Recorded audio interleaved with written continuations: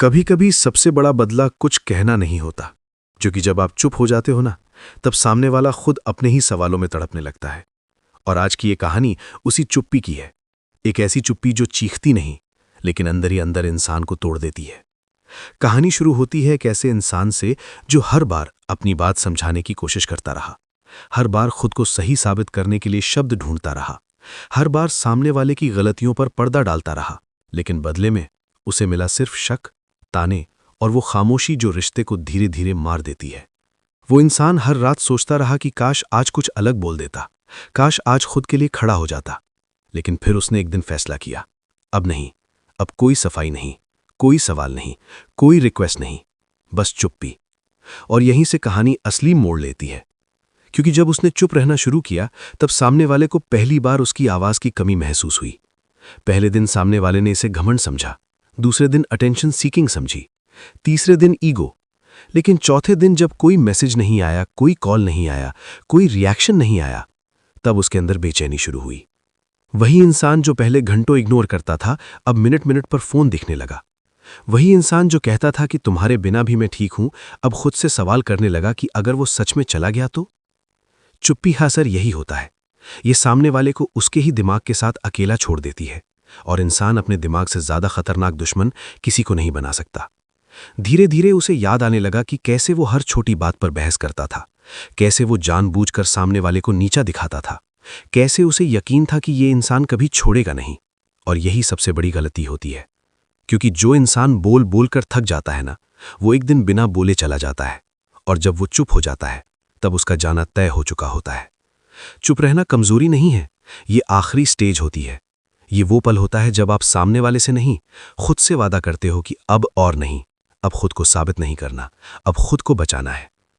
कहानी में आगे होता यह है कि सामने वाला अब बातें बनाने लगता है, पुराने मैसेज पढ़ता है, आपकी प्रोफाइल देखता है, आपकी ऑनलाइन टाइमिंग नोटिस करता है।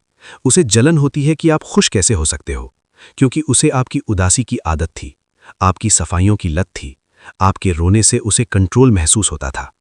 लेकिन जब आप चुप हो जाते हो, तब उसका कंट्रोल खत्म हो जाता है, और कंट्रोल खत्म होते ही इंसान डर जाता है।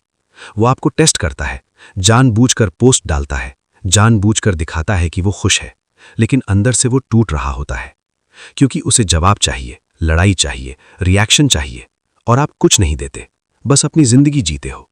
और यही उसे सबसे ज्यादा जलाता है, क्योंकि अब वो ये साबित नहीं कर सकता कि गलती आपकी थी। चुप्पी किसी को दोषी साबित नहीं करती, लेकिन ये उसे खुद के गुनाहों के सामने खड़ा कर देती है। कहानी के इस हिस्से में समझ आता है कि चुप रहना कोई ट्रिक नहीं है, ये आत्मसम्मान की भाषा है। ये कहना है कि मैं अब उस जगह नहीं जाऊंगा जहां मुझे बार बार छोटा महसूस कराया जाए। और जब आप ऐसा करते हो, तब सामने वाला खुद तड़पता है, खुद सोचता है, खुद पछताता है, लेकिन तब तक बहुत देर हो चुकी होती है, क्योंकि चुप इंसान वापस नहीं आता, वो बस आगे बढ़ जाता है। और अंत में कहानी यही सिखाती है कि हर रिश्ते को बचाने के लिए शब्द नहीं चाहिए होते, कुछ रिश्तों को छोड़ने के लिए चुप्पी ही काफी होती है। इसलिए अगर आज कोई आपको बार बार इग्नोर कर रहा है, आपकी भावनाओं को हल्के में ले रहा है, और आपको हर बार खुद को साबित करने पर मजबूर कर रहा है, तो याद रखना, चुप रहो, खुद तड़पेगा, क्योंकि आपकी खामोशी उसकी सबसे बड़ी सजा बन जाएगी। और अगर आपको ऐसी सच्ची, रॉ और रियल साइकोलॉजिकल कहानियां पसंद हैं जो सीधे दिल और दिमाग पर असर करें, तो चैनल को अभी सब्सक्राइब करो, वीडियो को लाइक करो और कमेंट में लिखो चुप्पी, ताकि मैं जान सकूं कि आप इस कहानी से जुड़े हो। और हाँ, इसे उस इंसान के साथ जरूर शेयर करना जिसे आज ये समझने की जरूरत है। अचानक एक दिन वापस आती है, बिना चेतावनी, बिना शर्म, बिना ये सोचे कि जाते वक्त उसने तुम्हें कितना तोड़ा था। उसका मैसेज आता है, तुम ठीक हो। और यहीं से असली खेल शुरू होता है, क्योंकि वो तुम्हारी हालत नहीं पूछ रही, वो अपनी अहमियत चेक कर रही है। उसे जानना है कि तुम अभी भी वहीं खड़े हो या नहीं, क्योंकि जब वो गई थी तब उसे लगा था कि तुम हमेशा उसके ऑप्शन बने रहोगे। लेकिन अब जब वो थक चुकी है, जब नया इंसान उसे वो ध्यान नहीं दे पाया जो तुम देते थे, जब उसे समझ आया कि हर शांत लड़का कमजोर नहीं होता, तब उसे तुम्हारी याद आई। वो बातों में पुराने लम्हे घुसाती है, हंसती है, रोती है, खुद को विक्टिम दिखाती है, और तुम्हारे दिल में गिल्ट डालती है कि शायद गलती तुम्हारी ही थी। लेकिन सच ये है कि वो तुम्हें प्यार नहीं कर रही, वो बस अपने खालीपन का इलाज ढूंढ रही है। वो देखना चाहती है कि क्या तुम अब भी उसे उसी इंटेंसिटी से चाहोगे, क्या तुम्हारी सेल्फ रिस्पेक्ट अब भी उसके एक मिसयूज से पिघल जाएगी। और यहीं पर 90% लड़के हार जाते हैं, क्योंकि वो उस दर्द को भूल नहीं पाए, इसलिए उस दर्द देने वाले को ही गले लगा लेते हैं। लेकिन अगर तुम सच में मजबूत बन चुके हो तो तुम्हें पता है कि जो इंसान तुम्हें छोड़कर शांति से जी पाया, वो वापस आकर तुम्हें शांति नहीं दे सकता। वो लौटती है क्योंकि तुम रेयर थे, पर अगर तुम वापस चले गए तो वो तुम्हें कॉमन बना देगी। याद रखो, वापसी हमेशा प्यार की वजह से नहीं होती, कई बार ये सिर्फ इस डर की वजह से होती है कि कहीं तुम आगे ना निकल जाओ। और अगर तुमने इस बार खुद को चुन लिया तो वही पल होगा जब उसे पहली बार एहसास होगा कि उसने तुम्हें नहीं छोड़ा था, उसने खुद को खो दिया था। उस दिन तुमने उसे हाँ नहीं कहा और ना ही नहीं, तुम बस शांत रहे। वही शांति जिसने उसे पहली बार डरा दिया, क्योंकि उसे आदत थी तुम्हारे जवाबों की, तुम्हारे इंतजार की, तुम्हारे टूट जाने की। लेकिन इस बार तुम टूटे नहीं। तुमने उसे समझाया नहीं, आरोप नहीं लगाए, पुराने जख्म नहीं गिनाए, तुम बस आगे बढ़ गए। और यही वो जवाब था जिसे वो कभी सुनना नहीं चाहती थी। उसे लगा था कि वो वापस आएगी तो तुम्हारी जिंदगी फिर उसी जगह रुक जाएगी, लेकिन अब उसे दिख रहा था कि तुम्हारी दुनिया चल रही है उसके बिना भी।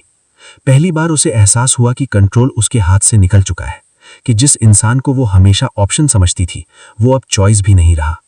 वो रातों में तुम्हारी याद से नहीं बल्कि अपने ईगो के टूटने से रोने लगी, क्योंकि प्यार तब तक अच्छा लगता है जब तक सामने वाला कमजोर हो, और जैसे ही तुम मजबूत बने वो खुद कमजोर पड़ गई। अब वो तुम्हें खोने के दर्द से ज्यादा इस डर से परेशान थी कि कहीं तुम किसी और की जिंदगी का सुकून न बन जाओ। और यहीं पर कहानी खत्म होती है, किसी मिलन पर नहीं, किसी बदले पर नहीं, बल्कि तुम्हारी जीत पर। क्योंकि असली बदला ये नहीं कि तुम उसे छोड़ दो, असली बदला ये है कि तुम इतने आगे निकल जाओ कि वो तुम्हें वापस पाने की हिम्मत भी न कर पाए। तुमने उसे नहीं खोया, तुमने खुद को पा लिया। और जब एक मर्द खुद को चुन लेता है तब कोई भी औरत उसे छोड़कर चैन से नहीं जी पाती।